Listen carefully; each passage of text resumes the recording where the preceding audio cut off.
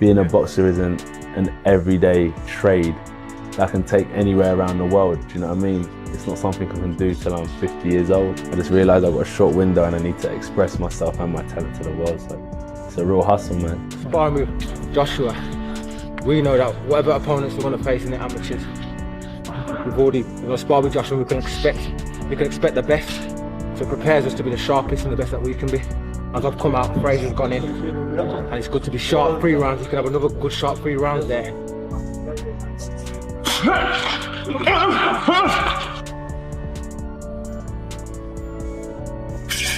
How I keep positive, I would say, is every time it gets tough, and when I feel like I don't want to do it, there is someone out there in this world, laying on a hospital bed, begging for a second chance at life.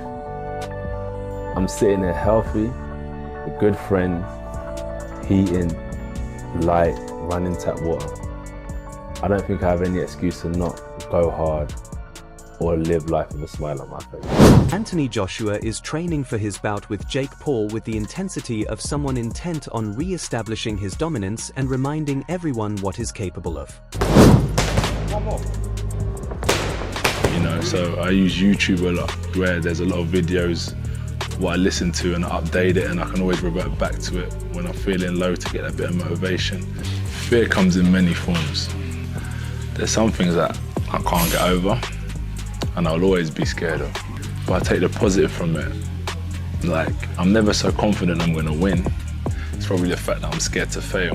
He's not merely an ex-champion, he's a once-in-a-generation force shaped by discipline, raw power, and unrivaled professionalism. His training camp feels like a scene straight out of a gladiator movie, with dawn workouts that leave him drenched in sweat before the rest of the world has even started its day. No one forces me to do anything. I make the decision myself, and if I didn't want to do it, I wouldn't. So when I'm faced with the challenge, I just embrace it. And what can one man do except for give his best? If you fail, you try again. If you win, you try again and get better. So as long as you maintain and you stay consistent, you'll forever be a winner and a champion, and the people who love you in their rights because they support you nevertheless, as long as you're trying again and again and again. His powering through strength sessions where heavy weights look effortless in his hands, and his conditioning is so intense that it would drain top-level athletes, yet he barely slows down. His footwork is precise, his combinations crack like artillery fire, and sparring partners can't keep up. Joshua isn't preparing just to match his opponent, he's preparing to dominate. To stay humble means treat the person who is beneath you in a different class to the same person who's above you in a different class. It's an equal playing field, and we have to treat everyone with the same respect. And that's why, you know, people fight for equality. And I think that's important, and that's why I mix stay hungry and stay humble together in such a fine way that they gel together well. Stay hungry. His coaches say the focus he's showing now is different, colder, sharper, and more intense than anything they've seen from him in years. It's the same locked-in mindset that carried him to Olympic gold and to the top of the heavyweight division. Every shot he throws, every drill he runs, and every round he completes feels like a message being sent. And there's one weapon people aren't talking about enough. Not the right hand. Not the jab. The real danger for Jake Paul is Joshua's uppercut, because Jake reacts the same way every time he gets hurt. I hope it's not a game, because I want to see some blood. I want to see somebody's teeth falling out. So I told Anthony, I already messaged Anthony, I was like, listen, I tell you what, I said to AJ, if this goes past 5 rounds, everybody's going to be having a go at you, because you can't go past 5 rounds with this kid. It has to go past 1 round or 2 rounds. Past beyond 4 or 5 rounds, you know, people are going to be doubting you as a fighter himself. So he has to smoke him out like what he did Francis Ngannou in Saudi Arabia in 1 round. Whenever Jake gets rocked, he folds forward, chin tucked, eyes down, arms clamped tight as if bracing for impact. And that's the exact path that leads straight into Joshua's most dangerous weapon. If Jake reacts to a feint and drops low, Joshua's uppercut isn't just ready, it's waiting like a set trap. That punch doesn't simply damage you. It wipes out the round, the strategy, and sometimes even your memory of what happened. Not to mention, Jake Paul slapped a weight restriction clause on Anthony Joshua despite the fact that this is being fought at heavyweight. Now, in case you missed it, AJ is not allowed to weigh in more than 245 pounds for this fight, and for context, AJ has weighed in more than 250 since after his 2022 fight against Alexander Usyk. And unless Joshua steps into the ring in the middle of an identity crisis, hesitant, unsure, frozen, forgetting who he is, this fight ends exactly the way the laws of physics predict. Jake Paul can box, but Anthony Joshua is the kind of fighter who ends eras.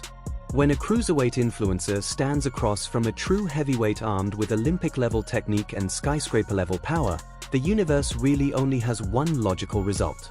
And speaking of people getting wiped out by reality, that leads us straight to Dan Raphael, who just released a reaction piece that reads like he stumbled into the trailer of a disaster film. I'm going to say it for you. Okay? Done. No, please, if Jake done. Paul No. beats Anthony Joshua by a knockout, this is a million times better than what I always have thought was a very ill-conceived event with Tank Davis. So whatever you think about Jake and some of the types of fights that he has made, you got to give him credit for at least everybody has said for a long time now, fight a real fighter, fight a real boxer. Well, Anthony Joshua was absolutely a real boxer, a real fighter. Dan basically comes out and says, sure, Joshua's been out for 14 months, just had elbow surgery, and got stopped by Du Bois in a way that looked like his connection dropped mid-fight. But even with all that, he's still one of the most dangerous heavyweights alive. And he's not wrong. Jake Paul has definitely gotten better, credit where it's due. He's gone from throwing influencer shots to putting real combinations together. But according to Dan's sources, the real matchmakers, the people who actually build contenders, this matchup looks like Jake accidentally selected legendary difficulty on a video game. Like you said, two-time world champion, Olympic gold medalist. Now, he may not be at what he was when he was absolute peak. There's no doubt that Anthony Joshua was beyond his apex of his career. Mm-hmm. But even though he'll be coming off of about a 14-month layoff. Yeah. He's coming off having had surgery on his elbow. He's coming off of a very, very, very difficult, brutal, hard knockout loss in the Dubois fight. One insider even threw out the word decapitation, and you could practically see Dan trying not to laugh, like he was thinking, please don't get me demonetized right now. And honestly, it makes sense. When the analysts look puzzled, the promoters start shifting in their seats, and the journalists begin describing things like they're reviewing a disaster film. You know this matchup isn't just about bravery, it's a straight-up dare. Jake accepted it anyway, and now we're all waiting to see whether his courage turns into genius or ends up as a clip that plays on every knockout montage for the next decade. Either way, get the snacks ready, because December 19th is shaping up to be timed chaos. Jake Paul certainly has gotten better since he fought Tommy Fury. He's certainly gotten better over the last number of fights. Now, is he at an elite, world-class level? Probably not yet. He may never get to that level, but so you got to give him props. He's taken on a guy that I spend part of my morning talking to different boxing matchmakers, people I've known for decades in this business, who have vast experience of building fighters and moving fighters and developing them, and they know a lot better than you or me what they're looking at.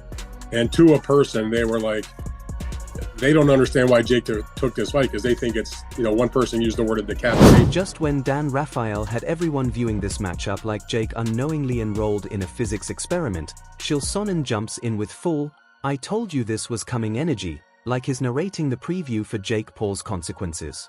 And the way Chael explains it, you can practically hear him smiling, because this is exactly the kind of chaos the internet lives for. His talking confirmations, denied rumors, calls to commissions, basically turning into boxing's Sherlock Holmes just to make one point. When nobody steps in to shut something down, it usually means they're thrilled to watch the disaster unfold. And the way he describes Jake taking this fight, it's like your friend telling you not to press the big red button, while fully expecting you to press it anyway. That's us right now, watching Jake Paul stroll confidently, sunglasses on and camera crew in tow, straight into a heavyweight with Chipper. Jake Paul has abilities to win this fight. A lot of them involve moral victories. A lot of them involve getting out of the first round. And a lot of them would involve getting out of the first 2 rounds and having been knocked down yet. Want to be getting out of the third round, you've only been on the canvas once, and you got up to your feet, you shook it off, and you're ready to keep going. Like, these things are all victories, but the fight that it's going to happen, I think it's a big deal for Jake Paul. I think it's a big deal for everybody involved. I think it's a big deal that Francis looks at that fight and realizes, oh, these things make sense. These things that make dollars, they make sense. That's his business. This was his opportunity that he missed out on. And now Joshua's gonna have. Then Shield drops the real bomb. Finally, the audience gets exactly what they were asking for. A legitimate boxer, true size, real danger, and real consequences. And he's right, take away all the hype, and this matchup looks like someone dared Jake to sprint headfirst into a brick wall just to see what happens. Shield even talks about those tiny moral victories, like handing Jake consolation coupons. Survive a round, survive two, stand up once, that's your trophy. Meanwhile, Joshua is calm, like a man who already endured the Francis Ngannou fight and realized it was basically cardio with commentary. Now he's doing it all over again, but this time, the risk is real, the speed is real, and the power behind every punch is undeniably heavyweight. Shield's point is clear, we don't even need to check the fine print on exhibition clauses. Not a word matters. As long as both fighters are swinging at full force, the rules might as well be printed on confetti, because we all know how this story ends. And Jake Paul's critics? They're front and center, popcorn in hand, seat belts fastened, waiting for the chaos to unfold. Acting it out like Dana. It's a very bad idea. Because it's everything that everybody's ever wanted they're going to be given. Dana said, be careful with what you ask for. And what Dana's talking about is they want to see Josh Paul fight a seasoned, in his prime, of his size, real boxer. And that's what Joshua is. So Dana's talking about you're going to get what you asked for. Well, what you asked for is a real fight. What you asked for is for somebody with the power and the danger to beat your What you, the audience, have asked for Jake Paul is that you want to see somebody end this experiment. And just when we're coming off Shield's detective level breakdown, here comes Carl Froch with primetime heat. You can feel the room get hotter. Froch isn't just rolling his eyes, he's swinging a sledgehammer. He calls it Clown World, labels Jake a clown, and flat out declares that AJ's past his prime at the elite level. I get it. I respect the Cobra's credentials. And yeah, his takedown makes for compelling TV. 10-ounce gloves, 8 3-minute rounds, 1-round job talk, raw, unfiltered opinion that lands. But here's my perspective. You can agree with Froch that this smells like payday and spectacle and still recognize that Joshua has the tools to make it brutal and fast. The math of power doesn't negotiate, it just shows up. If AJ is on point, that uppercut we've been talking about, or that tight 1-2 straight down the center, could end things before Jake even posts his first motivational tweet. Froch sees a mismatch. I see someone feeding the narrative machine. Whether this ends as a mismatch or a statement fight comes down to AJ's focus on fight night, not the pundits' hot takes. Jake Paul is the A-side. He wanted to be the A-side, so it's billed fake Paul, Anthony Joshua, but I mean, AJ's agreed to it because the old bunts, money talks, doesn't it? But yeah, fake Paul, Anthony Joshua, in that order. How's he the A-side? Never even fought a heavyweight in the professional capacity, and he's jumping in with AJ. We'll get into it now. So Jake Paul said this isn't an AI simulation. He's probably going to hope it is when AJ starts clumping him around the ear holes. I don't think that'll last long as soon as he lands. This is Judgment Day. I thoroughly hope. Let's be real. Froch's theatrics are part of the reason we're all watching. But here's my take. This fight is a real litmus test for modern boxing.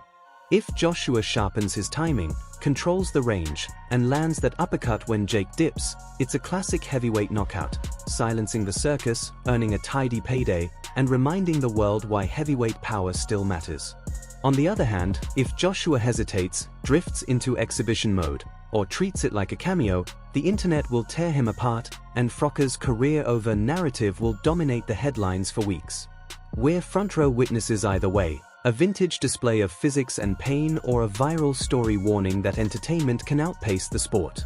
Personally, I want both, the drama and the lesson, one clean AJ knockout to shut the skeptics up, and 1,000 memes to enjoy along the way. So, tell me in the comments, should AJ cash out in style or rebuild for legacy? This is a straight up AJ versus Jake Paul.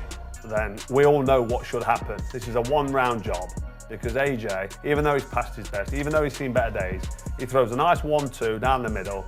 He's got a nice bit of distance, and fake Paul can't fight. He just can't. I don't care what anybody tells me.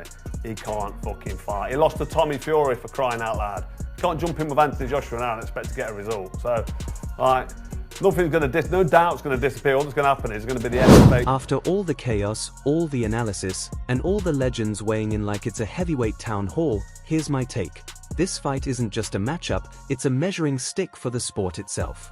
It's legacy versus momentum, raw power versus boldness, and physics versus Instagram confidence. And we're front row witnesses, watching to see whether Jake Paul pulls off the wildest plot twist of the decade or Anthony Joshua reminds the world that heavyweight reality doesn't negotiate with hype. Drop your thoughts in the comments. Are we seeing a miracle, a mismatch, or the most entertaining knockout spectacle in years? And don't forget to like, share, and subscribe. Catch you in the next one.